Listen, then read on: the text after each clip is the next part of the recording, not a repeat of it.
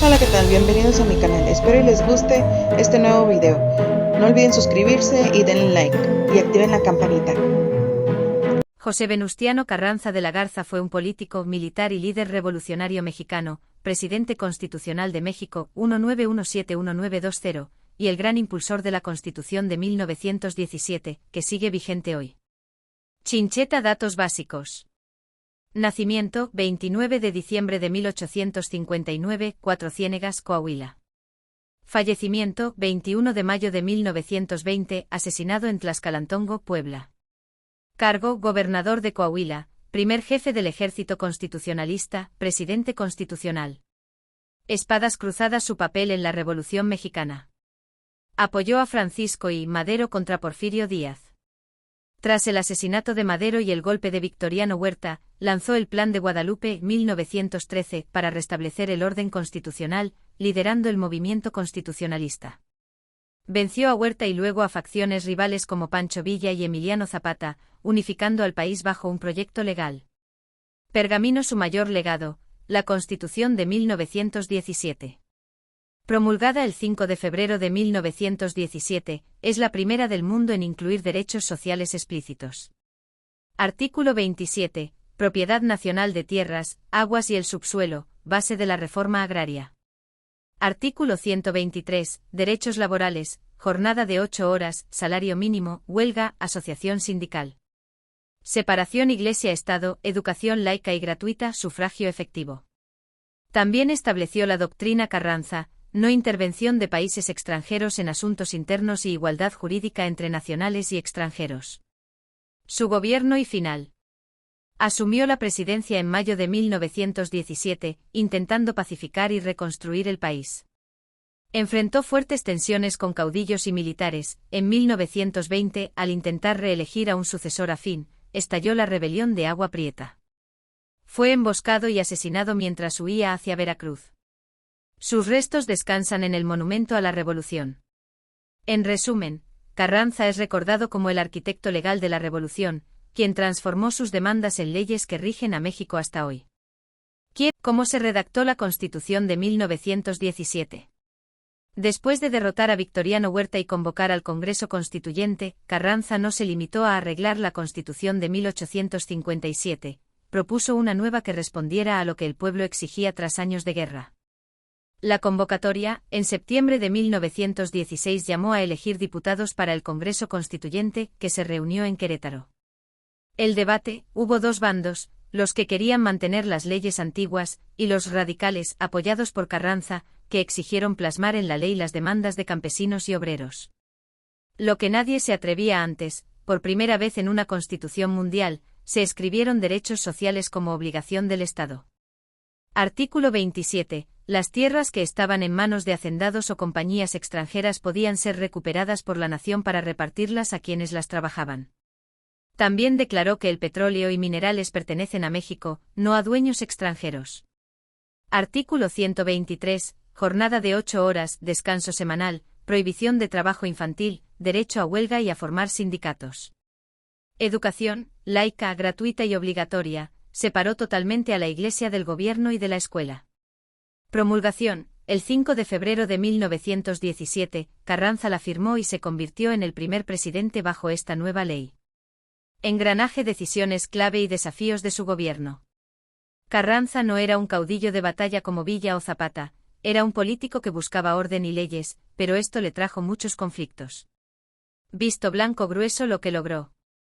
Empezó la repartición de tierras a campesinos, aunque fue lenta, sentó la base legal.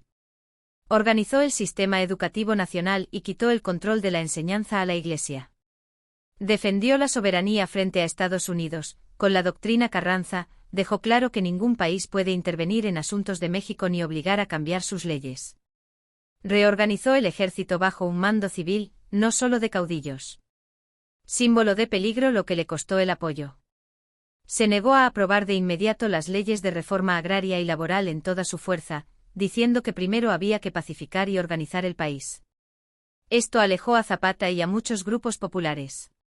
Intentó controlar a los líderes militares poderosos, lo que generó resentimiento. En 1920, al terminar su mandato, quiso imponer como sucesor a Ignacio Bonillas, un civil casi desconocido, pasando por encima de generales que habían luchado con él como Álvaro Obregón, Plutarco Elías Calles y Adolfo de la Huerta. Colisión: ¿por qué cayó y fue asesinado? La rebelión estalló con el Plan de Agua Prieta. Abril de 1920. Los generales desconocieron a Carranza y a su candidato. Al perder el control de la capital, tuvo que huir hacia Veracruz llevando consigo los archivos del gobierno y el tesoro. El 21 de mayo de 1920, al pasar por un rancho en Tlaxcalantongo, Puebla, fue emboscado y asesinado mientras dormía. Durante décadas hubo debate sobre quién dio la orden. Hoy se sabe que fue obra de seguidores de los generales rebeldes, aunque nunca se juzgó oficialmente. Espadas cruzadas: Carranza frente a Zapata y Villa. Al principio, todos luchaban contra el mismo enemigo, la dictadura de Porfirio Díaz y luego el usurpador Victoriano Huerta. Pero una vez que Huerta fue derrotado, los caminos se separaron de forma definitiva. Con Emiliano Zapata. Zapata luchaba por la tierra inmediata, desde el Plan de Ayala pedía devolver las tierras robadas a los campesinos del sur. Carranza respetaba la ley, pero quería hacer cambios poco a poco y ordenadamente, no por la fuerza. Decía que primero había que organizar el país. Cuando Carranza no quiso aceptar el Plan de Ayala tal cual, Zapata lo desconoció. Se enfrentaron militarmente hasta que Zapata fue traicionado y asesinado en 1919, con el consentimiento del gobierno de Carranza. La diferencia clave: Zapata actuaba por la necesidad urgente de los campesinos, Carranza buscaba crear una ley que rigiera para siempre, aunque tardara más. Círculo Rojo Grande con Pancho Villa. Villa era el líder más poderoso del norte, con un ejército inmenso y muy popular. Carranza siempre desconfió de él, lo veía como un caudillo impredecible, no como un estadista. En la convención de Aguascalientes, 1914, ambos rompieron relaciones.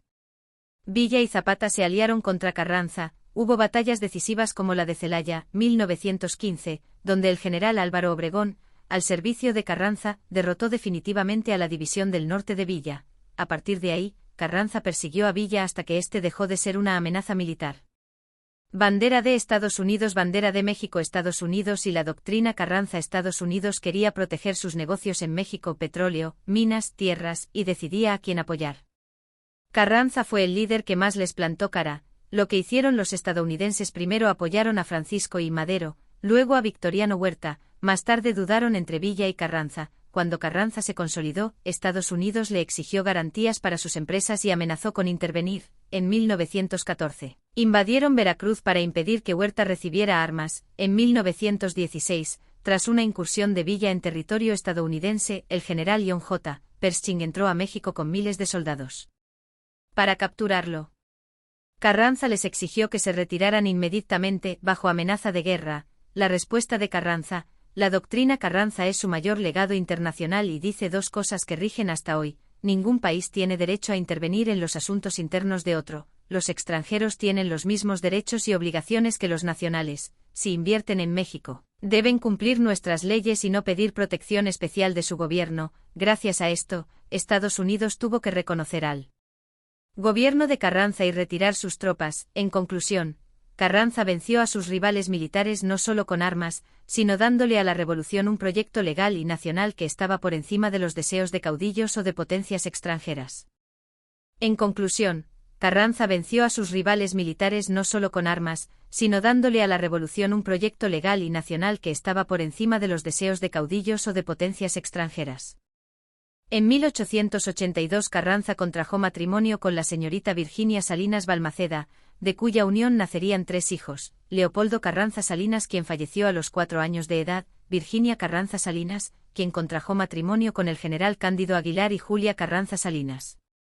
Al poco tiempo después del fallecimiento de su esposa, Carranza volvió a contraer matrimonio, esta vez con la señorita Ernestina Hernández, con quien procreó 4 hijos: Jesús Carranza Hernández, quien fue piloto aviador del Escuadrón 201, Venustiano Carranza Hernández, Emilio Carranza Hernández y Rafael Carranza Hernández. El 14 de septiembre de 1916, Carranza anunció la necesidad de convocar a un Congreso Constituyente para reformar la Constitución de 1857. En dicha convocatoria, se estipuló que por cada 70.000 habitantes se nombraría un diputado, aproximadamente, pues algunos estados dominados por fuerzas villistas o zapatistas enviaron representaciones mínimas. Los requisitos de representación eran los mismos de la Constitución de 1857, solo que se incluía el no haber ayudado con las armas o desempeñando un empleo público con los gobiernos o facciones hostiles a la causa constitucionalista, excluyéndose así el ideal villista y zapatista. Dicho congreso fue una asamblea de políticos conformada principalmente por abogados, profesores, ingenieros y militares de clase media. Solo la minoría tenía experiencia parlamentaria, pues ya antes habían pertenecido a una agrupación llamada Bloque Liberal Renovador, que años atrás habían legitimado el régimen huertista perteneciendo a la 26 legislatura. Cuando Carranza propuso su proyecto de constitución, que originalmente pretendió ser una reforma a la Constitución Liberal de 1857, los diputados más progresistas repudiaron el texto, mientras que los del Bloque Liberal Renovador estuvieron de acuerdo con él. Para la mayoría parlamentaria, no expresaba los ideales por los que ellos, ni el pueblo, habían luchado. La visión carrancista era insuficiente en temas de suma importancia para los diputados revolucionarios, obreros, campesinos y militares que se habían solidarizado en cierta forma con villistas y zapatistas durante la convención. Al conocer el proyecto carrancista sobre la libertad de trabajo por una parte y la propiedad territorial, por la otra, que había sido tomada de la de 1857, señalaron que las demandas obreras y campesinos no estaban siendo atendidas. A raíz de esto exigieron al primer jefe se respetaran e incorporaran las disposiciones que luego serían conocidas como derechos o garantías sociales.